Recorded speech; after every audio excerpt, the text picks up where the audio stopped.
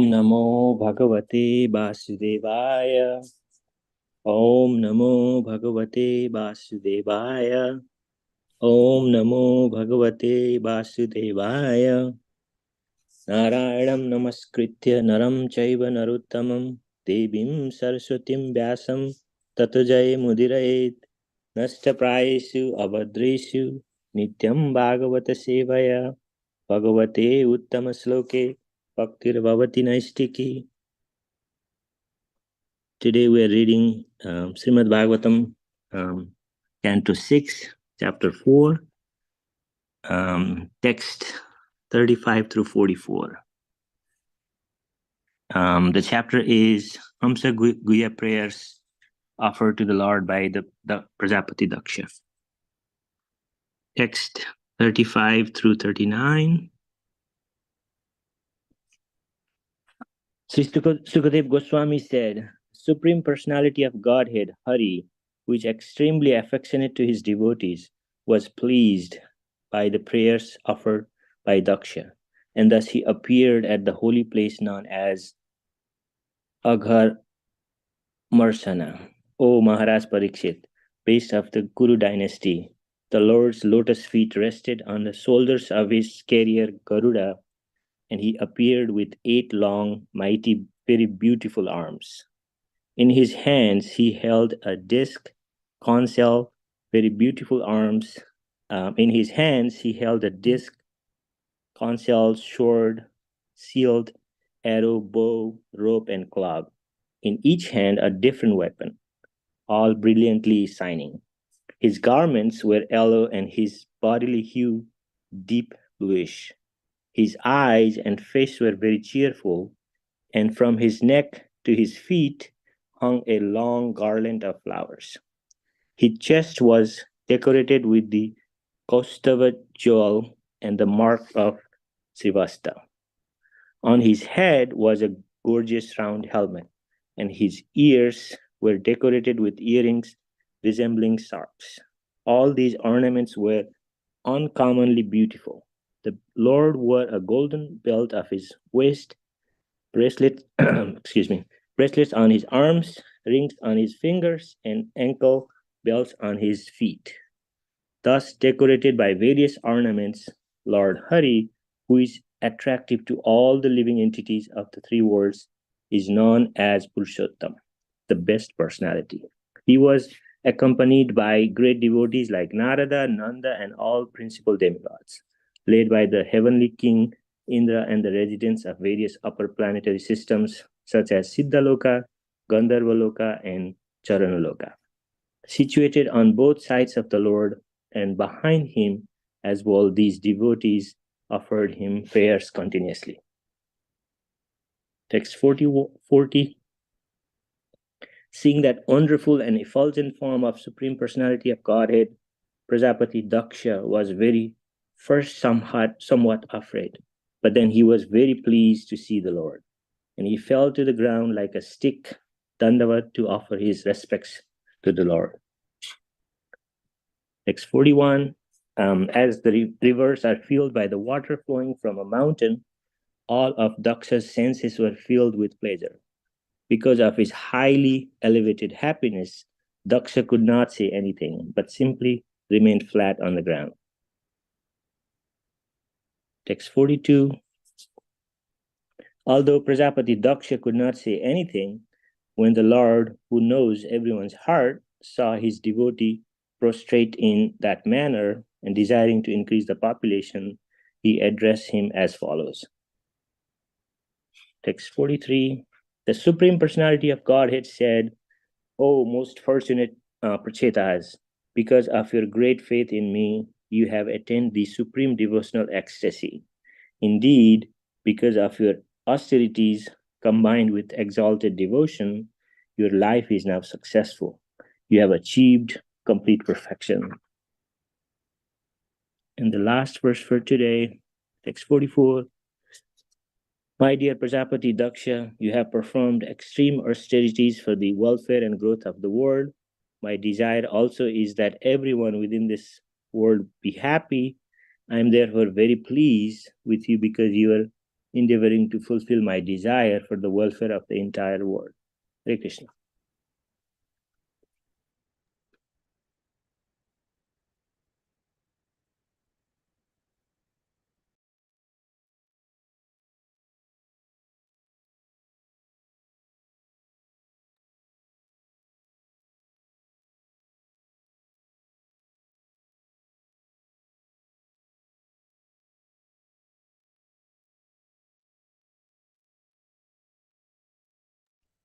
Hare Krishna Prabhuji. I think I'm done with the text.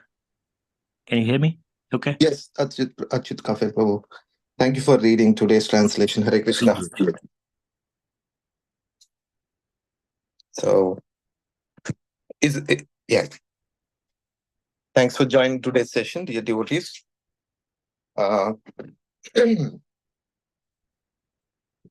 so, we are today reading on chapter 6, continuation of the Hamsa Guha prayers, continuation of yesterday's Krishna Venudas Prabhu class. So, we'll start with brief prayers. Om Ajnanathmirandasya Jnananjana Shalakaya Chakshurun Nilitam Yena Tasmai Shri Gurave Namah. Namo Om Vishnupadaya Krishna Preshthaya Bhutale Srimate Bhaktivedanta Swami Niti Namane. Namaste Saraswati Deve Gauravani Pracharine Nirvishesha Shunivadi Paschata Deshatarine. Jai Shri Krishna Chaitanya Prabhu Nityananda Shri Advaita Gadadhara Srivasadi Gaur Bhakta Hare Krishna, Krishna Krishna, Hare Hare, Hare Ram, Rama Ram, Hare Hare. Om Namo Bhagavate Vasudevaya. So today we will continue. So let's have an overview also what we heard so far in 6 Canto's 4th chapter. So 6 Canto 4th chapter is actually describing the effort put by the Prachetas for thousands of years, 10 plus thousands of years of time within the ocean bed. They perform severe austerities to please the Supreme Lord. So what happens is they were benedicted by Supreme Lord. Supreme Lord himself appeared in front of them. So Soma actually had to pacify Prachetas because soon after performing the severe austerities, what happened was they happened to notice the whole earth was covered by trees. And Soma pacifies Prachetas because Prachetas have, with an anger, they started burning all the trees in the surface of the earth. So by witnessing this, Soma pacifies Prachetas and offers Marisha, who is actually daughter of who was born and brought up by the trees. So when Prachetas emerged from waters, they saw that when Soma felt sympathy for the trees and told Prachetas, "Do not kill the trees created by the Lord for the maintenance of people. Follow the path traversed by the predecessors and control your anger. See all beings as Lord's abode and transcend the modes, except Marisha." So he says, so every living being is nothing but an abode of Krishna, of the Lord Krishna, because Lord dwelling in each of those living entities as Paramatma feature. So see all the beings as Lord's abode. So these trees are there for the maintenance and sustenance of the whole living entities. So please don't kill them. So with that request, Prachetas marry Marisha and beget Daksha. So Daksha created all the living entities. He multiplied. So basically, his desire was to basically multiply the living entities in this universe. So he being the Prajapati progenitor, so Devatas, demons, beasts, and so on are supposed to come from him. So seeing the population was not increasing, his attempts were not so good enough. Daksha performed austerities at Aghamarshana. So it's a place called Aghamarshana, where he performed austerities for very long time, for in fact few manvantras. And Hamsaguhya prayers he offered to Lord during that time. And Hamsaguhya prayers are already part of Vedas. He just repeated these powerful prayers. And the transcendental Lord has unlimited knowledge, but the Jiva has a limited knowledge. That is what we heard as part of the prayers offered by Daksha from Krishnavenudas Prabhuji yesterday. So the Lord, personal form and impersonal form were compared, and the statements of Bhakti and Gyan scriptures were found to be not contradictory in his prayers. And Lord's names and forms are transcendental, but he accepts lower forms also. So today we will continue Lord's instructions to Daksha and how Lord has appeared in his beautiful form. So from text 35 to 39, Lord appeared at Aghamarshana, was detailed how his appearance was and how whom he is accompanied by. All was beautifully described in these few verses. So we have enough time today, so I'm going to recite the verses a little bit. Sri Shukha Uvacha, Sukadeva Goswami said, it is tutaha samstuvaha. So thus, his lotus feet resting on saha tasmin aghamarshane pradurashit kurusreshta. So here, O Kurusreshta, Sukadeva Goswami is addressing Parikshit Maharaj. And what is he addressing as? He is explaining the appearance of the Lord. Bhagavan Bhakta Vatsalaha. So such very auspicious as well as merciful form of the Bhagavan, who is very merciful to the devotees. Bhakta Vatsalaha is being described here. Krutapadaha Suparna Amshe. His lotus feet resting on the shoulders of Garuda. So Suparna means Garuda, Amshe means his shoulders. So Lord's lotus feet were resting on the Garuda's shoulders. So this is one of the very special appearances of Supreme Lord. Very special actually. And a similar such description was heard, um, but similar such descriptions we heard so far in until sixth canto were mostly 400 forms. So this is so special form that Ashta Mahabhujaha, possessing 8 mighty arms forms, he appeared. And in those 8 hands, he had no Padma. So he has no lotus flower in his hand, but rest were there. Shankha Chakra Gadha was there. And what else was there? Pasha, Shankha Chakra Gadha means conch shell, disc, and club.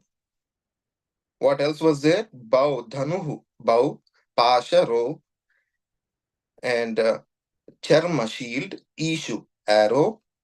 So these are the, and Asi, sword. These were the 8 weapons that the 8 formed Vishnu form, Narayana form was holding. Pita Vasaha is he's wearing yellow garments. Ghanashyamaha, whose body hue was very intense blue black, so beautiful to look at. Prasanna Vadana Ikshnaha. If you see, his eyes were so cheerful and face was so beautiful for the onlookers. And here, Daksha is actually glancing at the Daksha with this, he had a very cheerful glance on him. So since Daksha has performed severe austerities for a very long time, a few manvantras, so Daksha, as soon as he saw him, Supreme Lord got pleased with his efforts, because he is actually performing these austerities in order to execute his will of populating this earth. That's why he's so much pleased. That's why he's trying to cheer up. Vanamala, by the garlands of flowers, Nivita Angaha, whose body was adorned from the neck down to the feet, whose whole body was wonderfully decorated with so many ornaments, with aguru, all that wonderful, mm, cosmetic, natural cosmetics. Lasat Srivatsa Kaustuvaha. And she's so beautifully shining with the Srivatsa on his pearl necklace, and which is resting on this part of the body. Kaustuva, the jewel known as Kaustuva, is also accompanied by Srivatsa mark, which is a golden hair. That is a special hair, a place where Lakshmi resides near his heart. Mahakirita Katakaha. So he was wearing a beautiful round helmet. Spurat Makara Kundalaha. And earrings resembling sharks were glittering. So you can even witness in the previous descriptions we might have heard, where when Lord has appeared in the past, on his beautiful cheeks, these reflections of the glitteriness of the earrings were reflecting on his beautiful cheeks. That's the appearance here. Nupura Angada Bhushitaha. Ankle bells and upper arm bells were decorated. Trailokya Mohanam Rupam. So Lord is attracted to all the three worlds. Beautifully attractive form of the Lord. And so that's how it is described. And finally, he was accompanied by great devotees like Narada, Nanda. Nanda is one of the four Kumaras. And also one of the names of Nanda is one of the names of his gatekeepers. So all the principal demigods, led by heavenly king like Indra, residents of various upper planetary systems such as Siddhaloka, Gandharvaloka, and Charanaloka, have accompanied him. So Lord is not alone, as you can see. Whenever Lord appears, he is always accompanied by his devotees, purest of his devotees, and also administrative devatas also, heads also, they also accompany sometimes. So in this situation, they did. Situation on both sides of actually these it is very wonderfully described. In our temple, we normally take darshan in front of the Lord or side on the left or right side, but never on the back side. Right here, it is described there are devotees even standing behind the Lord also, and all of them were offering obeisances, and they were offering prayers continuously. So what happened? In 40th verse, seeing the wonderful and effulgent form of Supreme Personality of Godhead, Prajapati Daksha was first somewhat afraid, but then he was very pleased to see the Lord, and he fell to the ground like a stick to offer his respects to the Lord. So Daksha has reverential feelings as soon as he's seen the Lord, um, very beautiful form with so much of grandeur, surrounded by so much of his parshads.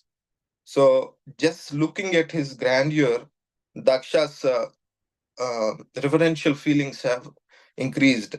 So due to that, he immediately offered dandavats. He fell like a stick on the ground. It is described. So it is compared here as rivers are filled by water flowing from the mountain. Hradinyiva nirjari rahi.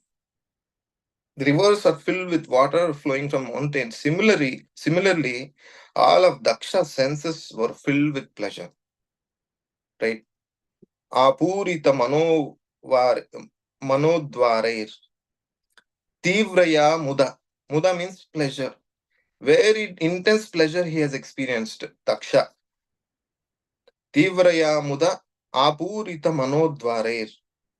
So he is filled with through his senses, through his senses, he has experienced extreme pleasure with by looking at the Supreme Lord's form. And it is described that because of his highly elevated happiness, Daksha could not say anything. He became dumbspelled by looking at the Supreme Lord form, but simply remained flat on the ground. He remained in the Dandavat form. He simply remained flat on the ground. So, if you could see, where the Prabhupada says, when one actually realizes or sees the Supreme Personality of Godhead, so the first step in devotional process is Shravanam Kirtana, right? So he constantly did Kirtana for many, many manvantras.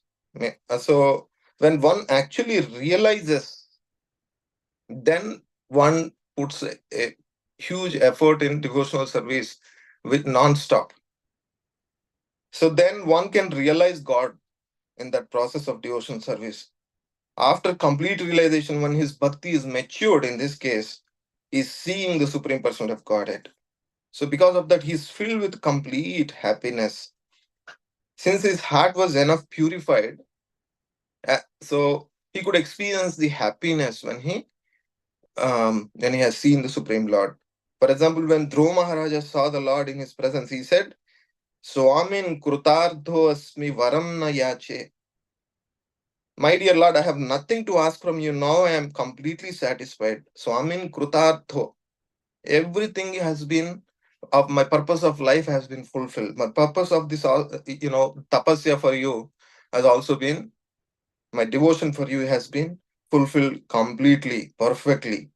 Swamin Krutardho Asmi Varam Na Yache. That's why now I started with an intent to get a benediction from you. But now after seeing you, I don't feel like asking that benediction. I don't need that benediction anymore.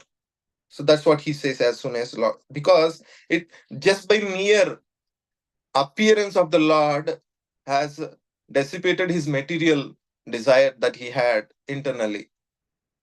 That's the effect of the purity of his personal presence. So it is described also, one of the verses, if I remember. So he praised the little Dhruva Maharaj, a 5-year-old boy who has pleased the Supreme Lord, whom Narada Muni also glorifies so much in the assembly of Prachetas, the parent of Daksha.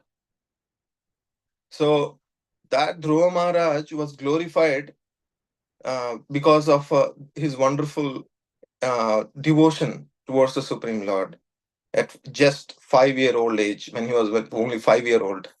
So in the continuation of prayers, he also sings like Yonta Pravishya Mama Vacha Mimam Prasuttam Sanjeeva Yatya Kila Saktis Dharaswadhamnam.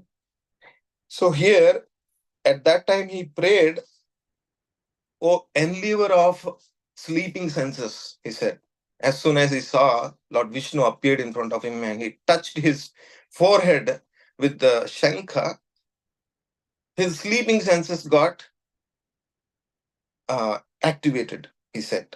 That's the prayer he was saying. Yonta pravishya, when it entered, pravishya mama vacha mimam prasuptam, mama vacha, my the power of speech especially has been activated, enlivened by your mercy. Imam prasuptam, sanjeeva yathikila sakti dharaswadhanam. And also he says, anyamsya hasta charana sravanatvagadin. So even my other senses like anyamsya hasta, that means hand, charana, feet, tvak means skin, adin, and rest of the senses. He said, Pranan namo bhagavate purushaya tubhyam. Even my life air got enlivened. Namo bhagavate purushaya tubhyam. So I offer my respectful obeisances unto you, O Supreme Lord. So here, Lord, in Dhruva's case, in Dhruva's case, he actually enlivened his senses, and also given him power of speaking beautiful prayers about the Supreme Lord, like the one we just talked about. But in Daksha's case, what happened? He became he could not say anything by seeing the grandeur of the Lord. And if you can see here, similarly, when Prajapati Daksha saw Supreme Lord in his presence, he simply fell flat. That's why he just fell flat in front of the Lord, because he was unable to speak anything. The next verse, 42, Lord spoke. Lord who knows heart of every living entity, Chittagnaha. If you see, although Prajapati Daksha could not say anything, when the Lord who knows everyone's heart saw his devotee prostrate in that manner and desiring to increase the population, he addressed him as follows. How did he address? Will be discussed in the 43rd verse. But if you look at the details of this verse, if we do the Sandhi Vichedana of this verse, tam tatha avanatam bhaktam praja kamam prajapatim chittagnyah sarvabhutanam idamaha janardhanaha. So avanatam means when Lord witnessing Daksha still falling down flat on, and he's not getting up at all, flat on the earth surface, tam tatha avanatam bhaktam. And he Daksha was addressed as a great devotee. Praja kamam prajapatim. But he has a desire to, he had a material desire of populating the whole surface of the earth. Since it is aligning with the will of the Supreme Lord, that's why Supreme Lord is pleased. Though now the material desire has been transformed into a spiritual desire because it is aligning with Supreme Lord's will. So, Praja Kamam Prajapatim, he's a progenitor, Prajapatim. Chittagnaha. So, Lord understood his desire just being his Antaryami, just being his super soul. Lord who knows heart of every living entity, it is described here. He is glorified as Chittagnaha. Sarva Bhutanam Idamaha Janardanaha. And Lord is also described as Janardanaha. So, Janardana is such a glorification who can appease everyone's desires. Nityam Nityanam Chetanas Chetananam Eko Bahunam Yo Vidadati Kamam. So, from the very ancient time, from the eternity in the past, from the past, for all unlimited living entities, he is the one who has been fulfilling the desires.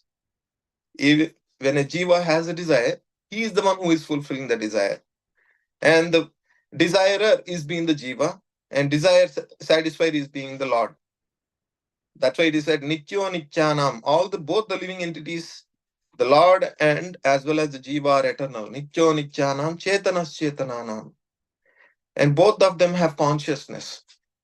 Yoko Bahunam Yo Vidadati Kaman. So he has been fulfilling the kama, the desires of the jivas from the eternal time.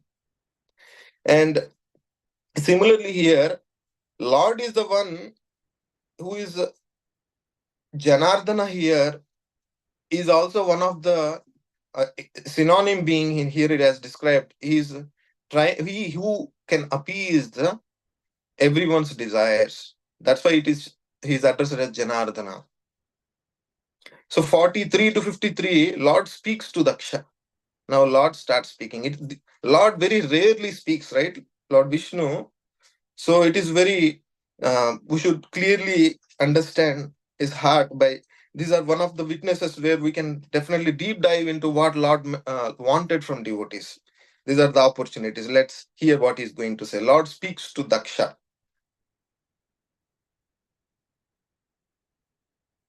So he says, the Supreme Personality of Godhead said, "Oh, most fortunate Prachetasa, because of your great faith in me, you have attained the supreme devotional ecstasy. Indeed, because of your austerities combined with the exalted devotion, your life is now successful. You have achieved complete perfection. Just by adding the bhakti element, he achieved complete perfection. And a Lord himself confirms in Bhagavad Gita, one reaches highest perfection when he attains the fortune of realizing the Supreme Lord. Mam upechya tu kaunteya, mam upechya punarjanma dukkhalayam shashvatam, napnuvanti mahatmana samsiddhim paramangataha. So, after attaining me, great souls who are yogis in devotion never return to this temporary world, dukkhalayam shashvatam, which is full of miseries because they have attained the highest perfection, samsiddhim paramangataha. So, that is a result of person who has done devotional service unto the Lord uh, and perfected his life by attaining the pure devotional service platform. Similarly, here Daksha didn't attain just by performing austerities. Austerities are not the reason for Daksha to be successful seeing the Supreme Lord, right? So what is the reason is also, if you can see Brahma's prayers, um, he sings tapasvino danapara yashasvino in that verse he actually sings so many types of great accomplishers like tapasvino danapara, that means who are philanthropists, who are charity people, yashasvino, who are very famous, manasvino mantravidassu mangala, so someone who is very eloquent in the Vedic recitation. Sumangalaha. Kshemanna vindanti vinaya darpanam tasmai subhadra sravase namaha. There is no success unless they offer and pray and also do perform devotional service. Unless they mix their practices of charity, their practices of performing austerity, their practices of performing the rituals with bhakti to Krishna, they can never be successful. This is the declaration given by Lord Brahma when he witnessed the form of Garbhodaka Sai Vishnu. And so similarly, here Daksha is successful only because he has a bhakti element. His Samsa Gruha prayers are part of the limb of bhakti. They're bhakti prayers actually. That's why he is successful. And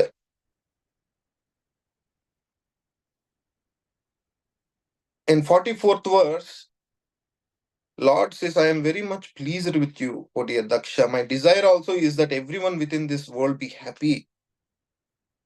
I am therefore very pleased with you because you are endeavoring to fulfill my desire for the welfare of the entire world. So the real welfare, you can understand, of the entire world is to get a opportunity to become human, take a human form. Is opportunity to go through evolution by starting from a small jiva. It could be a microbe. So basically, Daksha is actually uh, giving that if fulfilling the desire of the Lord by executing his progenitor responsibility.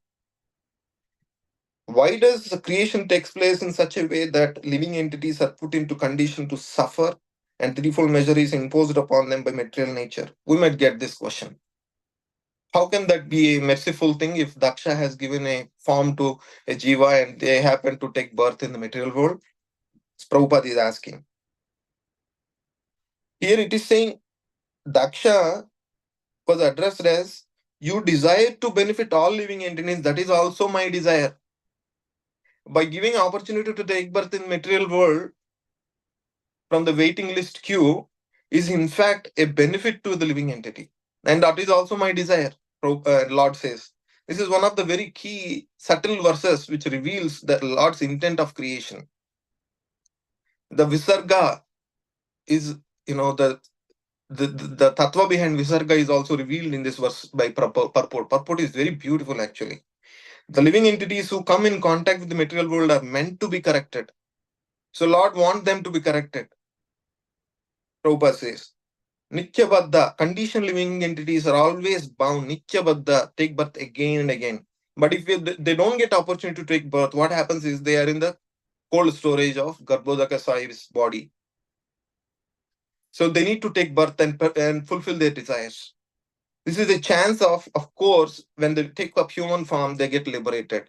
This is what Daksha is executing, where he is also progeniting human forms, where the living entities get an opportunity to being liberated. This is the reason. Nevertheless, conditional souls are not taking advantage and continue the life of enjoyment. That's why they are punished life after life, again and again. This is the law of the nature. This is the real law of the God. Daivi Hesha Gunamai Mama Maya Duratya was quoted in this verse 7.14. So in 15.17 also, you might have heard Mamai Vamsho Jiva Loke. The living entity's struggle for existence within the material world is due to his rebellious nature, Prabhupada says. Jiva Bhuta Sanatana Manashyasthan Indriyani Prakriti Sthani Karshati. Karshati means that's what he's suffering, living entity, because of his own indulgence of enjoyment tendency with his six senses, including the mind. Krishna conscious movement is not a fad. It is a bona fide movement to promote the welfare of conditioned soul, trying to elevate everyone to platform of Krishna, pure platform of Krishna consciousness. If one does not come to this platform, he must continue in this material existence. This is the reason, in addition to the Daksha's Visarga, Lord also sent a movement like Krishna conscious movement. And that is basically elevating these human beings who came into this material to fulfill their desires and had an opportunity to get liberated, similar to what Daksha did.